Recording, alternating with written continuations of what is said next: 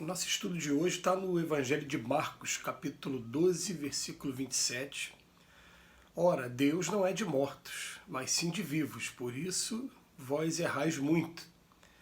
E Emmanuel vem comentar na lição 42 do livro Pão Vivo, Sempre Vivos. Considerando as convenções estabelecidas em nosso trato com os amigos encarnados, de quando em quando nos referimos à vida espiritual utilizando a palavra morte, nessa ou naquela sentença de conversação usual.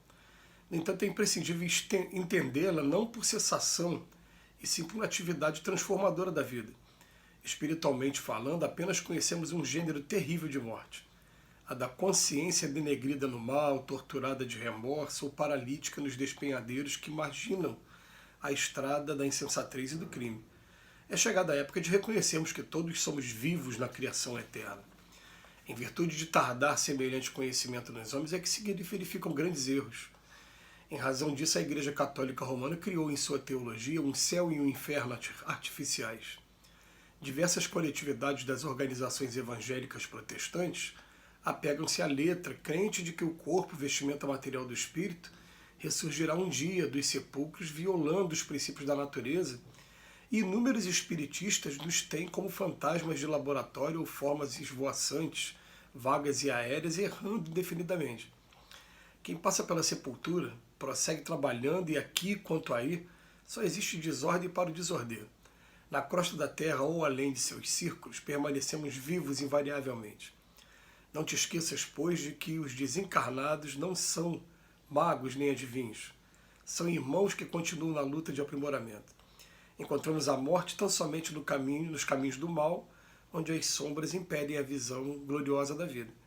Guardemos a lição do Evangelho e jamais esqueçamos que nosso Pai é Deus dos vivos e imortais. Gente, que lição muito legal, né, para a gente começar hoje o dia. Emmanuel pega uma passagem do Evangelho de Marcos e que Jesus está falando que Deus não é de mortos, mas sim de vivos. E ele vem chamar a atenção para a gente que a gente tem o costume de, quando vai falar, principalmente nesse período de pandemia, dos nossos amigos que passaram para o outro lado da vida, a gente fala de morte.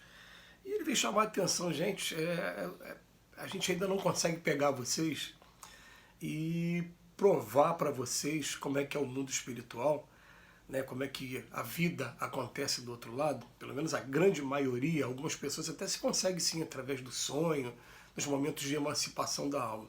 Mas a grande maioria, quando a gente fala grande maioria, é a grande maioria mesmo. Né? A gente não consegue fazer isso ainda, mas na verdade todos os que passaram por outro lado da vida continuam muito vivos, muito mais vivos, e vem chamar a atenção para a gente aqui de uma coisa, né? Eles só chamam de morte, e nessas situações, a consciência denegrida no mal, que aí sim, você chega do outro lado da vida ainda preso nessas regiões trevosas, pelo remorso, pelo arrependimento, torturada de remorso, ou paralítica nos despenhadeiros que marginam a estrada da insensatez e do crime. Essas, insensatez, crime e remorso denegrido no mal. Esses são os gêneros de morte que eles chamam pra gente. E a gente vai até entender por que tem alguns momentos, né, no Evangelho que se fala de morte, e a gente consegue ver nas Escrituras em geral, até no Velho Testamento mesmo, mas eu estou dando atenção mais ao Evangelho. Por exemplo, tem notadamente uma passagem do Evangelho que Jesus fala assim: deixai aos mortos o cuidado de enterrar os seus mortos. Quando tem um rapaz que ele chama para seguir, segue-me, ele fala: mas eu tenho que enterrar meu pai primeiro. E você fica pensando, será que Jesus falando aquilo, ele estava desdenhando do fato de que a gente deve fazer um funeral, uma última homenagem aos nossos pais? E ele fala: não, de forma alguma, não se trata disso. Se trata de deixar aos mortos o cuidado de enterrar os seus mortos, aqueles que não acordaram ainda para a vida espiritual, que estão vivendo a vida plenamente material também. Então, são as maneiras de se interpretar a palavra morte.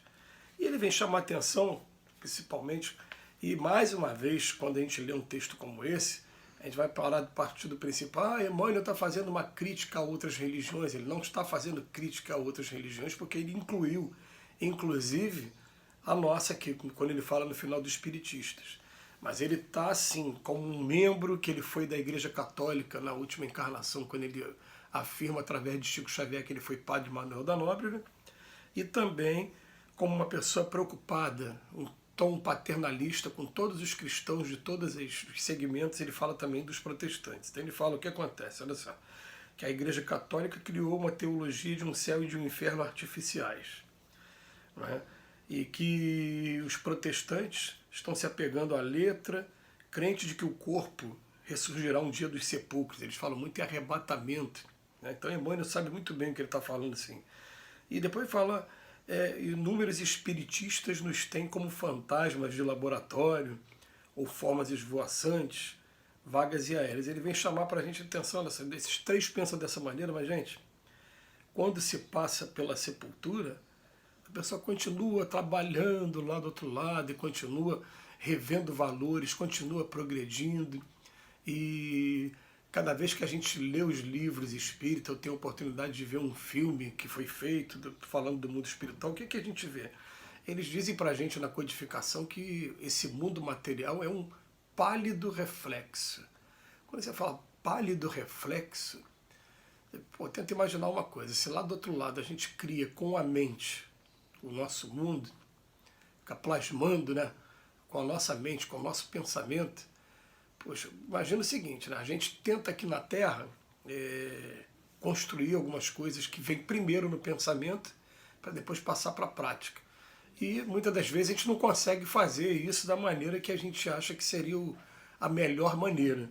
Agora, se chega do outro lado é tudo pensamento, então olha como é que a coisa fica bem mais interessante. Então ele bota aqui pra gente, ó, não te esqueças de que os desencarnados não são magos nem adivinhos. Isso a gente costuma falar com as pessoas, gente. Quando a gente chegar lá do outro lado, chegar a nossa vez de ir lá para o outro lado, definitivamente, que a gente vai um pouquinho para o outro lado todo dia quando a gente dorme, mas quando a gente chegar definitivamente, a gente vai ver que é o espírito, nenhum faz milagre não, gente. Então às vezes a pessoa chega lá na nossa casa e fala assim, eu queria pedir para fazer oração para fulano, e coloca um nome e tá com... E aí? Você acha que o espírito ele vai descobrir? Não. Coloca um nome, coloca um endereço, que pelo menos para ter um ponto de partida para procurar saber aonde se encontra aquele espírito, porque com um nome só você não vai conseguir chegar a lugar nenhum, não. Né? Aí você fica vendo os livros de André Luiz, principalmente, no livro Missionários da Luz, me veio agora um caso lá, né, que o espírito chega ao Alexandre, quem é fulano? Aí ele vai perguntar para procurar algum outro que conhece, para fazer um resumo da história, para daí ele começar a fazer uma investigação mesmo para saber em que estado a pessoa se encontra, onde a pessoa se encontra, para começar a iniciar um tratamento, um trabalho de auxílio para aquela pessoa. Então, eles não são magos, nem são adivinhos, não. A única diferença que tem, que eles dizem para a gente, é que eles têm uma percepção maior do que a que a gente tem aqui agora, porque a percepção deles, eles estão vendo também o mundo espiritual que a gente não está vendo, porque esses olhos aqui não deixam, e estão vendo também o nosso perispírito, que está trazendo as marcas do que a gente faz com a gente mesmo, moralmente e também fisicamente. É claro que isso traz, né, uma visão muito mais completa, muito mais detalhada do que a nossa. Mas, fora isso, não tem milagre, não. São leis da natureza, eles vão estar vivendo de acordo com um limite que é estabelecido pelo Pai para cada um deles também. E a gente tem que começar a aprender isso, que na verdade, né, não existe morte, existe a continuidade da vida o tempo todo, a todos os momentos. Então ele bota aqui, né, eles são irmãos que continuam na luta de aprimoramento. Encontramos a morte tão somente nos caminhos do mal. Aí sim, se chegar do outro lado e ficar travado por conta do remorso, por conta do arrependimento de alguma coisa, ou então ficar sofrendo lei de causa e efeito, aí sim, isso vai se chamar morte, isso vai estar prendendo a gente, não deixando a gente progredir, não deixando a gente viver. Mas a gente, quando tem acesso a essas informações, a gente vai procurar, a partir de agora, aproveitar o máximo do tempo que a gente tem, para que a gente possa rever nossas atitudes, para que a gente possa estar procurando reparar todo o mal que a gente fez, aí, muitos deles a gente fez até de maneira inconsciente, mas reparando esse mal, a gente vai seguir para frente e vai seguir com muita vida abundante em todos os lugares, e um dia a gente vai conseguir até apagar essa palavra morte do nosso vocabulário, que morte na verdade não existe. Que Jesus nos abençoe hoje e sempre. A gente agradece mais uma vez a Emmanuel por sua reflexão.